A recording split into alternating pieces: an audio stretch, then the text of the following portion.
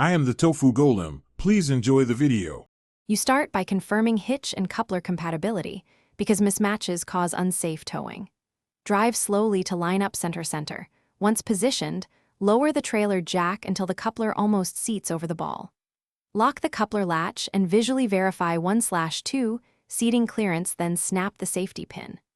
Attach safety chains in an X under the tongue so the trailer won't drop to pavement if separated. Make sure the trailer jack is still supporting some weight while you finish connections. Once the coupler is latched, tighten any coupler hardware to the specified torque so the connection won't loosen under load.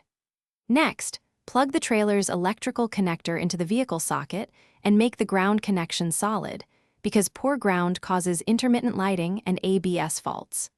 Test turn signals, brake lights, and running lights now. Have a helper or use a reflective surface. Connect the breakaway cable to a dedicated anchor on the tow vehicle and set the trailer parking brake if equipped to prevent rollaway.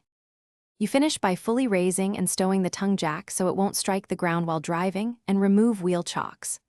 Walk around the rig to confirm lights function, safety chains are crossed and clipped, coupler pin locked, and tire pressures are correct, because visual checks catch obvious issues. Once done, take a short, low-speed test drive and brake gently to verify trailer tracking and braking response. Make sure to recheck fasteners and lights after the first mile. Troubleshooting tip: if trailer lights fail, inspect the connector pins and ground first. Thanks for watching.